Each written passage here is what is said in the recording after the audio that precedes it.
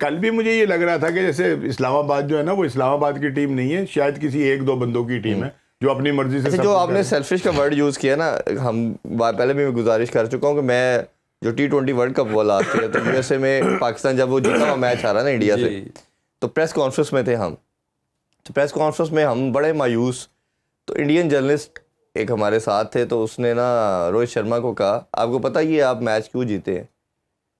اس نے کہا جی مسکرا, وہ بڑا آپ کو پتا ٹھنڈا سا رہتا ہے, اس نے کہا جی کیوں؟ اس نے کہا جی اس وجہ سے کہ آپ نیت کے ٹھیک ہے. وہ دکھنے میں نا یہ بات بڑی اور لگتی ہے کہ کرکٹنگ آپ ڈسکشن کر رہے ہیں اور کرکٹنگ کے اندر آپ اسے کہتے نیتوں کی وجہ سے جیتے ہیں, اور اگر آپ آج یہ بھارت ورلڈ کپ جیت کے بھی جاتا ہے تو صرف آپ کی نیک نیتی کی وجہ سے ہے کہ آپ سیلف لیس ہے, آپ سیلفش نہیں ہے. تو اب یہ دیکھیں کہ جو ہم ایز اے میڈیا پرسن ادھر بات کر رہے ہیں, ہمیں نظر آ رہا ہے تو ان کا میڈیا بھی نوٹ کر رہا تھا. انہوں نے ایک کپتان کو پہلے ہی کہہ دیا جیتنے کے میچ جیتنے کے بعد بھی, اور پریڈکشن بھی کر دی اس نے کہ اگر بھارت جیتے گا تو صرف آپ کی اچھی نیت کی وجہ سے. تو یہ جو ہمارے پلیئروں کو میرا خیال ہے اب ڈائریکشن لینے کی ضرورت ہے. دیکھیں اس میں بہت بڑا فرق ہے. جب یہ اوورسیز پلیئر جن کی ہم بات کر رہے ہیں یہ کیوں اچھے ہیں؟ یہ اس لیے اچھے ہیں کہ یہ کبھی یہ نہیں کرتے کہ کنڈیشن اچھی نہیں ملی, جی بالنگ اوپر چڑھ رہی ہے تو وہ باری لینے کے چکر میں اپنے رن ریٹ کو کم کر دے اور لمبا سکور کرنے کی کوشش کرے, یہ کبھی نہیں کرتے. وہ کہتے ہیں کہ کیونکہ T20 کھیلنے آئے ہیں, 180 90 200 کا رن ریٹ ہوگا تو ہم میچ جیتیں گے, ادروائز میں 40 کروں 50 کروں 100 کروں اس کا فائدہ ہی نہیں ہے. رضوان نے تھوڑا سکور کر دیا, اس کا کوئی فائدہ نظر آیا؟ ایسے ہی بالکل. اس سے 25 تیز کرنا 75 اس سے 100 گنا بہتر ہے, اس سے 1000 بہتر ہے. دیکھیں T20 تو ہے یہ ہے کہ آپ 20 20 25 25 کرسپ تیزی سے رن کریں اور جائیں. وہ جتنا اوورسیز پلیئر ہے وہ اپنے باری کے چکر میں نہیں پڑتا. جی جی جی, وہ رن ریٹ اس کو کوئی ڈر نہیں ہے کہ میں باہر ہو جاؤں گا, مجھے یہ مسئلہ ہے. وہ اپنی کرکٹ کھیلتے ہیں, ایک ڈیفائنڈ رول ہے نا, ایک ڈیفائنڈ رول ہے کہ اوپنر آپ نے کرنی ہے. وہ جن کی ٹریننگ یہ ہے, جن کی سائیکالوجیکل جن کو تیار یہ کیا ہے کہ آپ نے جب باری لینے جانا ہے اوپر والے نمبر پہ تو بھائی آپ نے 200 کا اسٹرائک ریٹ لے کے چلنا ہے, باری لگے نہ لگے اسٹرائک ریٹ نیچے نہ آئے. جی جی بالکل, بل جیتتی ہے. امپیکٹ کی بات کرتے ہیں. اچھا محسن بھائی, میں ان سے بھی جاننا چاہوں گا شاہنواز بھی, یہ جس طرح محسن بھائی نے بڑی ڈیٹیل میں ایکسپلین کیا, میں نے ایک اسٹیٹس نکالے تھے 2-4 دن پہلے, 95% جو فورن پلیئر ہیں جو ٹاپ 5 کے اندر بیٹنگ کرتے ہیں سب کا اسٹرائک ریٹ 200 پلس تھا. یہی کہہ رہا ہوں میں. ہمارا جو اسٹیٹس کے اندر ایک پلیئر بھی نہیں نکلا جس کا 200 سے اوپر تھا, 140 سے اوپر نہیں. ٹھیک ہے, ایک میچ کے اندر ہماری ایک پرفارمنس نکلی. جیسے ایک میچ میں عبدالصمد کی اننگز نظر آ رہی ہے, ایک میچ میں ہمیں شاہنواز کی آ رہی ہے, ایک میچ میں ہمیں وہ فخر کی آ رہی ہے, ایک میچ میں نعیم کی نظر آ رہی ہے. تو مطلب جو ہوتا ہے نا کنسسٹنٹ فورن پلیئر کا 95% اسٹیٹس یہ تھے کہ وہ 200 پلس کی کرکٹ کھیل رہے ہیں. یعنی کہ وہ جو ایک امپیکٹ کی بات کرتے ہیں یا فیئرلیس کی بات کرتے ہیں کہ بھائی یہ کام ہے میرا کرنے کا, اس میں رزلٹ آئے یا نہ آئے ہمیں کوئی فرق نہیں پڑتا. وہ جو ابھی محسن بھائی نے بات کی تھی نا کہ یہ مائنڈ سیٹ کا مسئلہ ہے. آپ ذہنی طور کے اوپر جو ہے نا, ہماری ماں جو تھی نا وہ کبھی کبھی انہوں نے کچھ منگانا اور ہم نے آگے سے یہ کرنا, آ کر کہہ دینا نہیں وہ دکان بند ہوگی. وہ نے ایک مثال دیا کرتی تھی, یہ اردو کی مثال ہے, وہ کہتی ہے کہ روتے جاؤ اور مرو کی خبر لے کر آؤ. ٹھیک ہے نا, وہ کہتی تھی جب ہم نے آنے کے کہنا نہیں وہ دکان تو بند تھی, تو انہوں نے کہنا کہ میں تو کہہ رہی تھی ارادہ ہی نہیں تھا آپ کا, روتے جا رہے ہو تو مرو کی خبر لے کر آؤ گے, کوئی خوشی کی خبر نہیں لے کر. بھائی جب آپ گراؤنڈ کے اندر داخل ہو رہے ہوتے ہیں تب آپ کی سوچ کا معیار ہی وہی ہوتا ہے جو آپ نے کرنا ہوتا ہے وہاں. وہ لوگ جو اندر آ رہے ہوتے ہیں نا, جن کا آپ نے کہا کہ 200 کا اسٹرائک ریٹ ہے, وہ یہ سوچ کر آتے ہیں کہ ہم نے 200 سے کھیلنا ہے. جی, ہمیں دنیا کی کوئی بالنگ جو ہے نا وہ ادھر ادھر نہیں کر سکتی, ہو یا نہ ہو. جی ٹھیک ہے نا. ابھی آپ نے روہت کی مثال دی, آپ نے کبھی دیکھا کہ روہت کوئی پھنس کے کھیل رہا ہو؟ کبھی نہیں جی. ٹھیک ہے یا نہیں. وہ اپنی اوریجنل گیم کھیلتا ہے اور آپ کو 6 اوور ایسے کر دیتا ہے کہ آنے والوں کے لیے جو ہے نا کوئی پریشر نہیں ہوتا, ایسے کر کے ٹیم جاری ہوتی ہے. اگر تو آپ کے پاس یہ مائنڈ سیٹ ہی نہیں ہے, آپ کا تو یہ ہے کہ میرے 50 ہو جائے کسی طرح سے, میری ایوریج جو ہے نا وہ کہیں ڈاؤن نہ ہو, تو جائے ٹیم میری طرف سے باہر میں, تو بھائی پھر کیا ہوگا, پھر ریزلٹ ہم کیسے لیں گے, کیا نکلے گا ریزلٹ؟ ریزلٹ یہی ہوں گے جو ہو رہے ہیں. اچھا PSL کے نا جہاں کل بھی تھوڑی ڈسکشن ہم نے کی تھی, جہاں فائدے نا اس کے 2 نقصان, ہم نے آپ کی بھی رائے لینا چاہیں گے, کل تھوڑی سی تو رائے ان کی لی.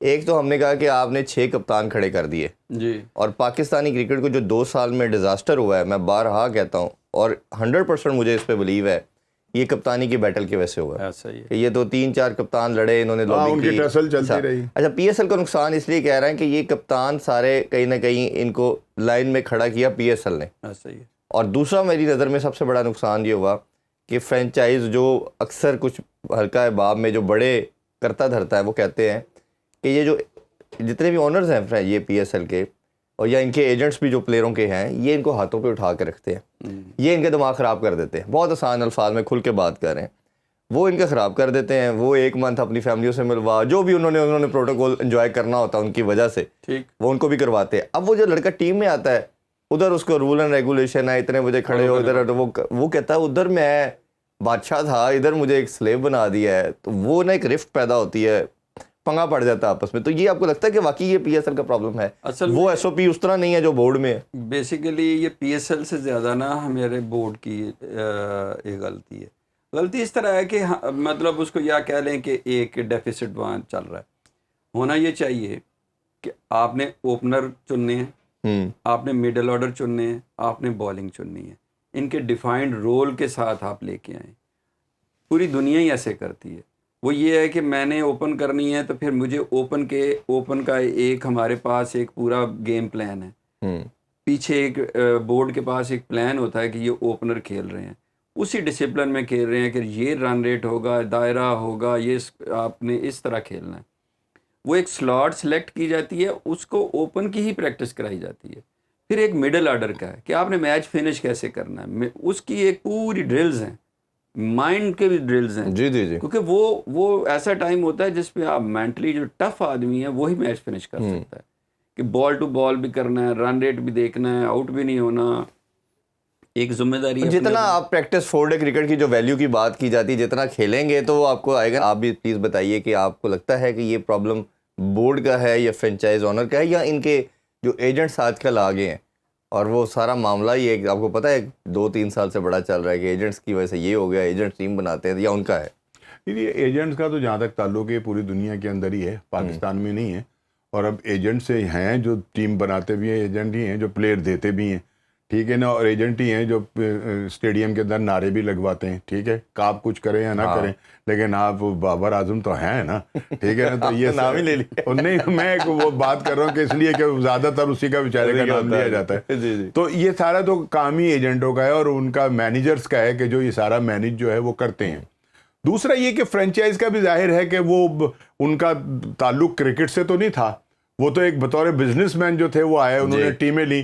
پھر جب ان کے سامنے یہ سارے کھلاڑی آئے تو ان کی سوچ کا معیار کچھ اور ہوتا ہے. وہ کوئی فرمائش کر دیتی ہے بھتیجی کے, کوئی بھتیجا فرمائش کر دیتا ہے کہ مینو نہ عہدے نال ملانا ہے, تو انہوں نے پھر وہ گھر پہ بھی لے آتے ہیں, کھانا بھی کھلاتے ہیں, یہ فیملی ماحول بن جاتا ہے. تو یہ تو ان کی ایک مجبوری ہے. لیکن جہاں تک رول اینڈ ریگولیشن کا تعلق ہے, جہاں تک کھلاڑیوں کو اپنی حدود اور اپنے قیود کا جو خیال رکھنا ہے وہ تو بورڈ نے رکھوانا ہے نا.